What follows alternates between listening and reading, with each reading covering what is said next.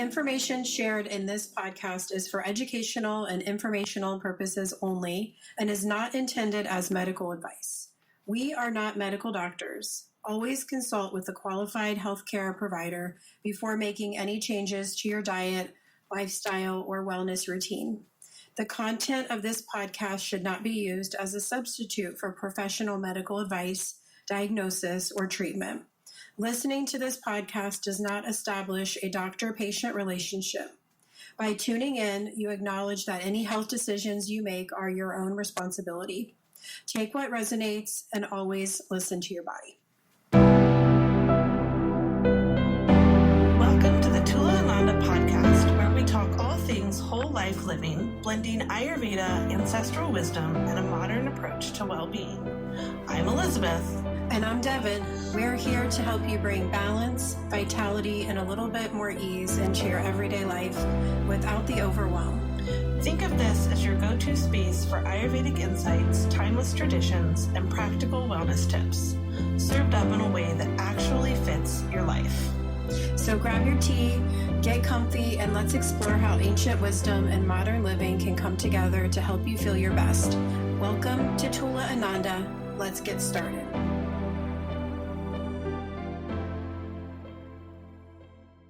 Welcome back to the podcast. Today we're diving into something that touches all of us, our relationship with food.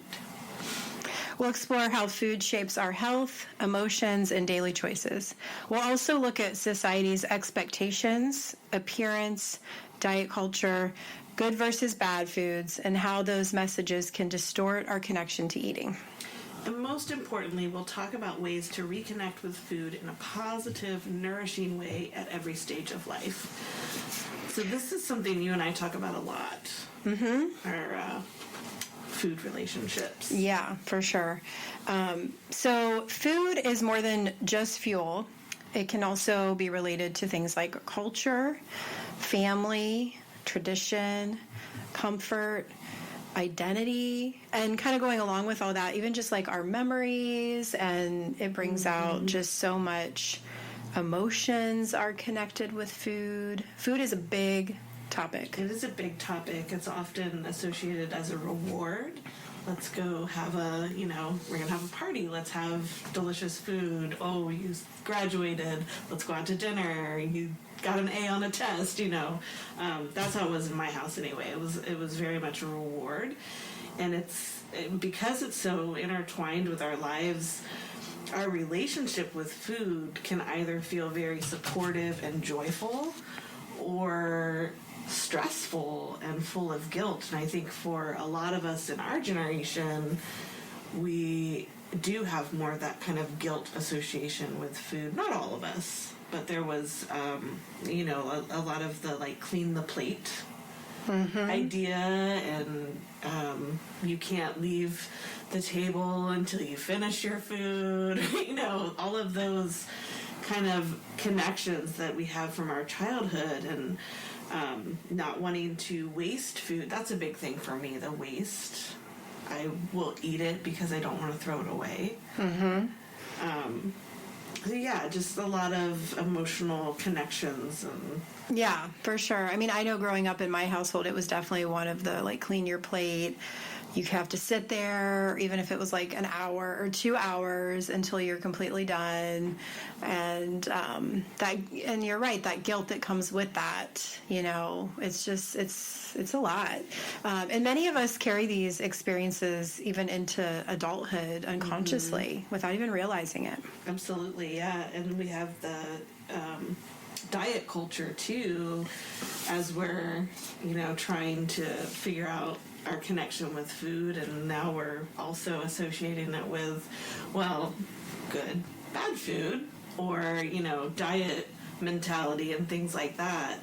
And our world, I think we're shifting away from this now. I think it's a little less of an emphasis on appearance and in terms of the ideal body image, but it's still very very present, that concept of what healthy looks like, and the diet culture, and telling us to be smaller or fitter or eating the right way is big right now.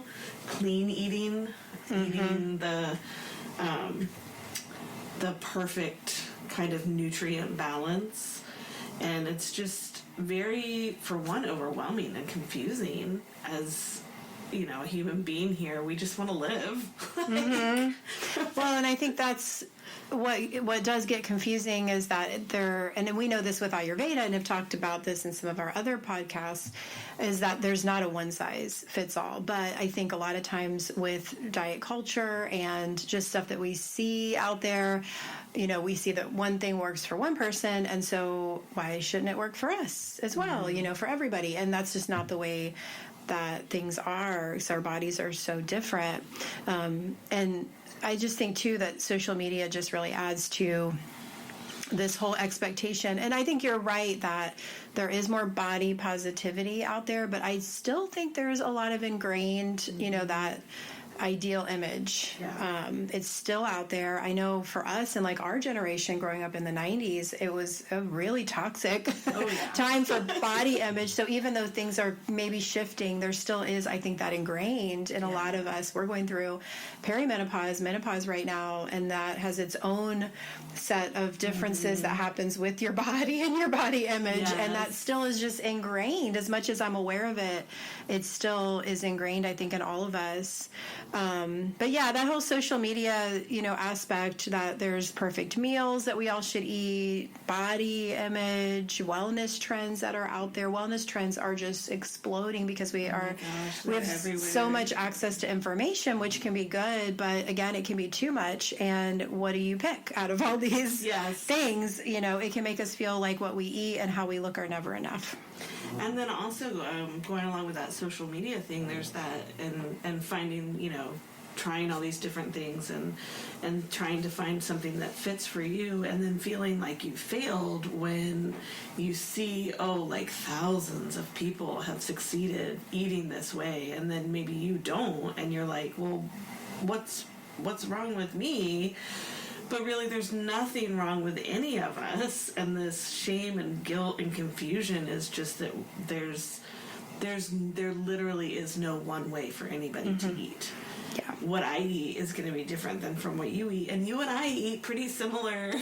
Yeah, I mean, balance looks really different for everyone, but I think even within our own diets that are similar, there probably are still some slight differences. Yeah. Like, I know, for example, you eat pickles all the time. I love pickles, but I don't eat them all the time. You know, there are still going to be some differences in, like, you know, what we have for breakfast and things like that. So, you know, health is really individual, which is why I love Ayurveda so much. It's more about each individual person and their own unique constitution. So I think that when we look at diet and food from an Ayurvedic standpoint, it can really clear up a lot of this confusion, guilt, all of these things. And so that's what we're going to talk about today. It really does. And it's more about balance than calorie counting and all of these. And what foods to eat. Yeah, what good versus bad food, and just balancing what you're eating. So let's talk about what happens when our relationship with food is not positive. Because this is, you know, I know you and I talk about this a lot, and I've shared with you my relationship is not necessarily bad with food, but it is things like I do feel like I need to clean my plate, and I'm not necessarily hungry at that point, but I do love some tasty food, and if it's good, I will definitely finish it. And growing up, we were not, you know, poor to the point that we didn't have food, but there were a lot of times when there was not a lot in the refrigerator. And so when we had those good things, I always felt like, well, we have to eat it all right now because it might not come back. And so for me, it's like trying to tell myself, you know, there's not going to be a point where you're not going to be nourished. You're going to be fed, and you don't have to consume all of this right now. And it's very hard because it's, you know, as a child, you just really, you're soaking up all of these ways to be, and it's just, hard to break that pattern now that I'm 46. Yeah. Well, I think a lot of this too could even be put into the category of even a little bit of generational trauma with food. Like, I know not that far along in my ancestry, my great grandparents, even my grandma, they grew up in Kentucky and they were growing their own food. They didn't have a ton of money. And so there was this feeling of we need to eat when we have the abundance, and they canned and everything and got ready for winter. That's only like a generation or two back for me. And so a lot of this does get passed down. When my mom passed it down to me, even though she didn't have as much of that experience, her mom told her that, and it just keeps getting passed down the line. But Ayurveda will tell us, eat until you feel satisfied. Yes. And that's it, Eat until you're full. Eat until not even full. The first burp, right? The first burp. Like 2/3 full. And for a lot of people, full means overfilled. Like, you get to that point where you feel the food backing up, and you're like, okay, now I'm full. But it's actually not. Yeah. In Ayurveda, it is, it's your stomach is 2/3 full. There's still air in your stomach. That's why I don't even like the word full anymore. Yeah. For me, it really comes down to satisfied. Like, are you nourished? Are you, there's a point after that where it's too much. And we can have too much of a good thing, Definitely. For sure. So physically, what happens to the body when we do eat in patterns that maybe aren't the most healthy? It can lead to cycles of restriction, or on the flip side of that, overeating. And then, you can also experience things because of this, like digestive issues. And even these digestive issues might not necessarily be the restriction or the overeating, but even just how you're eating your food. Are you eating more slowly, mindfully, really? What are you thinking? Yeah. If you're eating, particularly if you're eating something that is maybe on what's considered the bad list, ice cream, cake, French fries, things that we might not necessarily consider healthy, how you think about it is also impacting how your digestion is going to process it. So that's... So if you're eating something that, you want to eat because you get that reward or whatever it is, dopamine, or, just tastes good or whatever, and you feel bad about it, that has a negative impact on top of just that it is whatever is in the food. Right. Yeah. So, but also we can experience things in addition to these digestive issues like nutrient imbalances and things like that. Yeah, that's a good point too. Yeah, the nutrient, which is what the goal is. We just want our nourishment. And then mentally, it creates stress and anxiety, and that constant inner dialogue about food. And I know this is true for a lot of women, where when you're going out, you're actually thinking about, like, what are the food options going to be, and how am I going to navigate that, maybe if I'm on a diet or, whatever. And so that inner dialogue, going back to the digestive and the nutrient imbalances, that all impacts everything. Yeah, for sure. And one thing that Ayurveda teaches us too, and I'm sure we'll talk more about this in this conversation, is that some of the things that we think of as being healthy, like if you are thinking, oh, it's lunchtime, and you're trying to do your best to eat healthy, some of the things that we consider healthy, like salads and things like that, might not for all dosha types actually be the most balancing option, which gets really interesting. And the thing is, though, if you know what the season is and what your dosha is, it makes it really simple with Ayurveda. It really does. Yeah. But when we do overall rebuild a healthier relationship with our food becomes energizing for us, grounding, and it can be really supportive for our overall well-being. And again, I think it just goes back to that balance. It really, and when we talk about balance all the time, like, it really is. Yeah. It's the key to everything. It's just being balanced. Once you know how to get there, that's the thing, because we don't always know how to find balance. But Ayurveda luckily has a blueprint. Luckily, very we've easy. got the key to the success in life. I always feel like it's like it's the things that we used to pass down from generation to generation, like we did with the canning, and like how do you live? Ayurveda really is the science of living, Yeah. and how we balance things. And so when we're trying to come to a healthier relationship with food and reconnecting that in that way, we want to think about being mindful when we're eating, and so really paying attention to slowing down. And this really does impact how your body actually absorbs and digests the food that you eat. Even if you just sit down and you know, if it's in your practice to say like a prayer or something, that act of slowing the body down and focusing the mind on something actually preps your body for that digestive process. And then when you're thinking about what you're eating, your body is already also getting ready to digest that food. And so if we're doing that instead of maybe standing at a counter while we're maybe on the way out the door, or eating in the car, thinking about where we're going, or looking at your phone, or watching a TV show, we don't really think about how that impacts our digestion, but it really does. And when you are mindfully eating, you'll feel that fullness versus or being satisfied versus maybe not even recognizing how much you've eaten because you're distracted. Well, because you're just more connected with the experience of taking in food. And when you're more connected, it's more of an embodied experience. So you're going to get those signals. Right. Where otherwise, you don't get them. Yeah, and I am guilty of this. Sometimes I'll look at my phone while I'm eating, and I have to, stop myself. But it's like you're not connected when you're doing more than one thing while you're eating. And that really goes for everything. There's this thing about multitasking, especially in our culture, doing more is better. And but the truth is that you can't really do your brain has to go back and forth. It can't really do two things at one time. Not really. It has to bounce back and forth. You might feel like it. Yeah.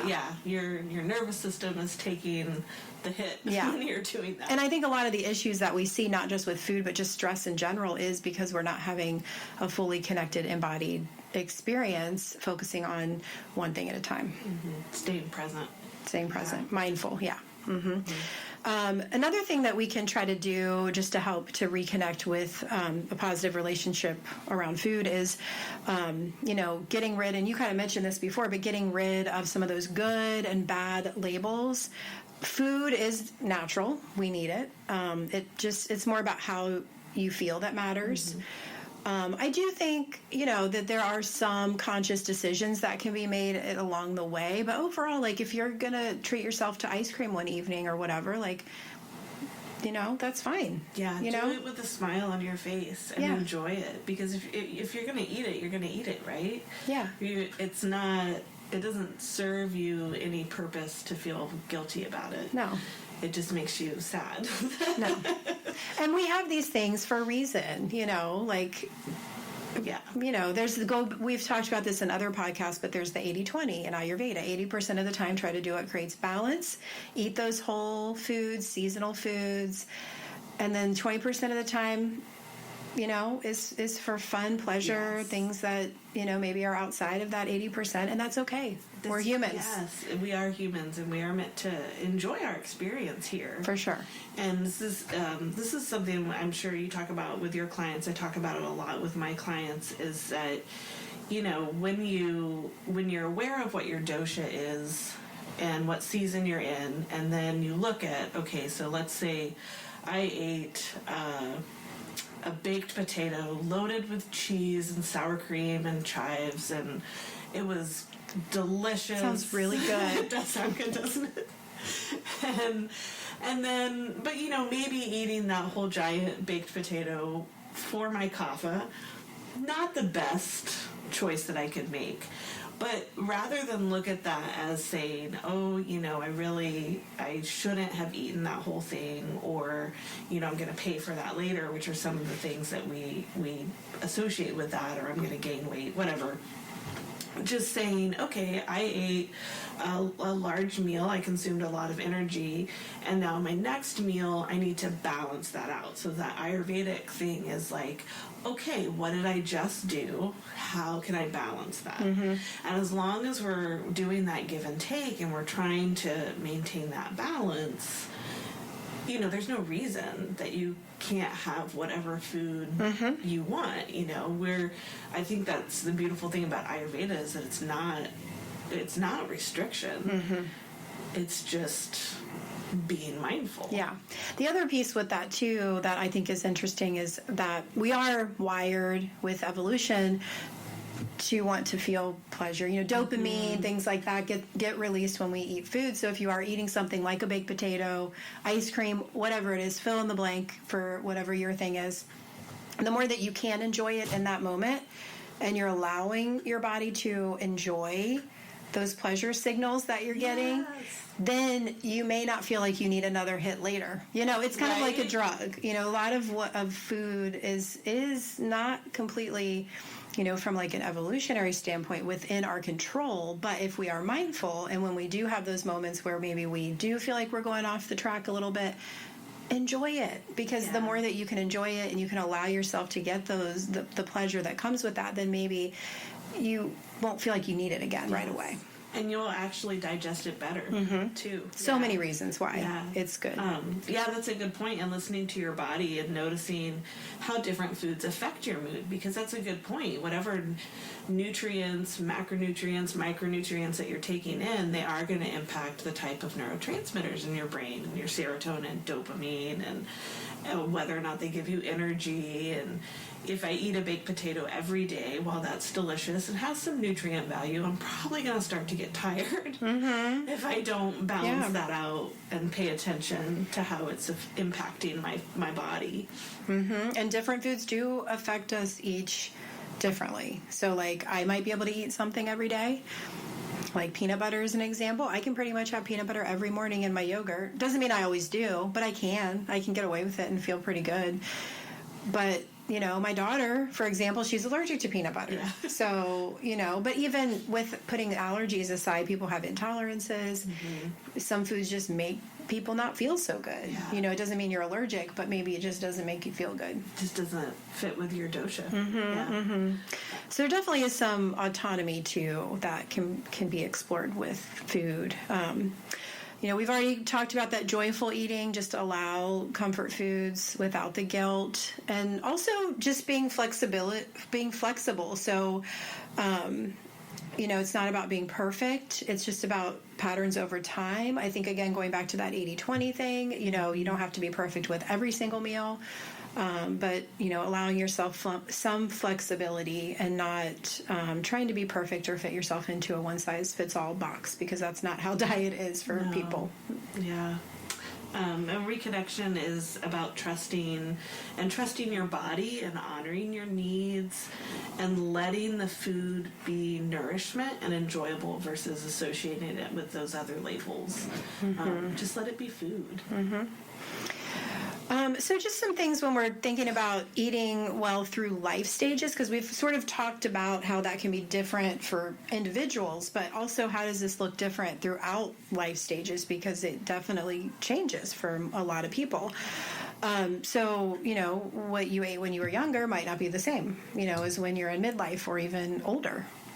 Yeah, thinking about being a child, a teen, adult, pregnancy, menopause, aging, we have all these unique needs, and also our emotional connections to food change, as well as our needs. And so thinking about, you know, as a kid, you're growing your body and your bones and your brain, and it's definitely different than where we're at in a perimenopause state, where we don't need all the same kind of building blocks. We're not building, well, we might be building muscle. Yeah, a lot of it's maintenance at our stage, you know. Yeah,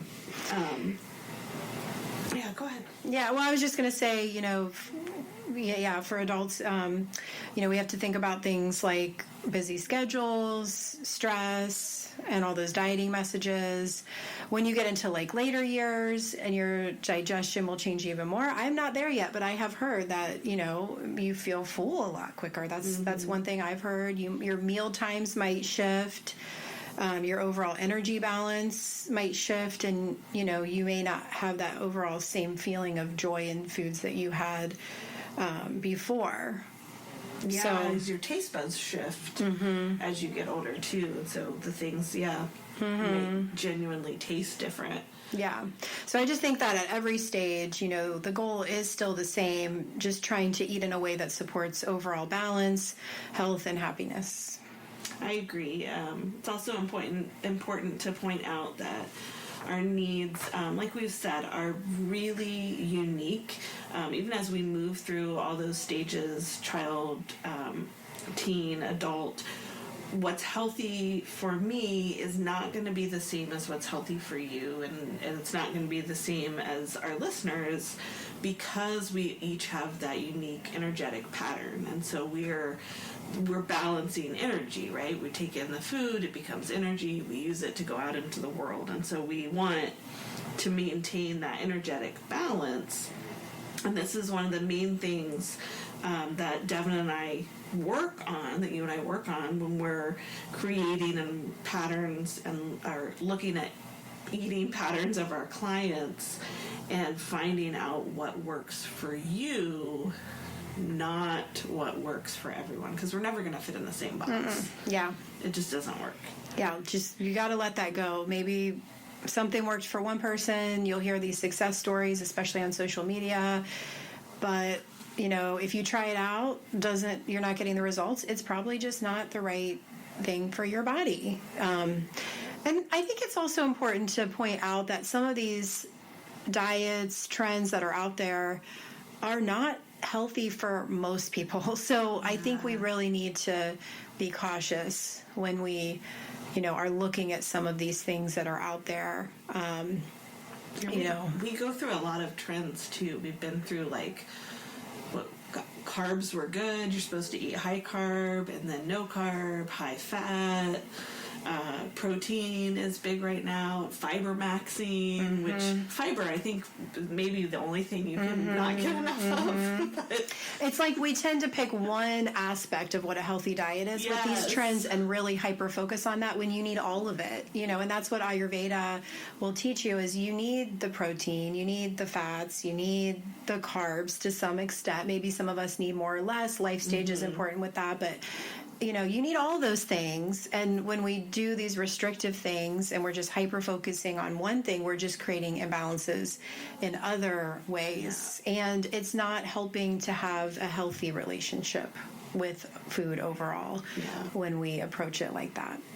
Absolutely. And it's not going to be beneficial to your gut or your digestion to be restrictive like that. Yeah. And I know today with this conversation, we're not diving in depth with the doshas, the constitutions. We've done that in some of our other podcasts. So if you're listening to this and you're still kind of curious, just know today we're kind of just talking more about the overall relationship with food. But you can learn more from some of our other podcasts about the different doshas.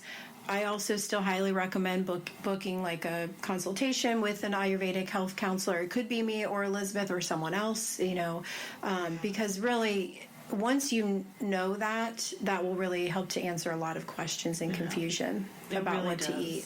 And I know I've said this before, but really, if nothing else, eat with the seasons, eat whole foods.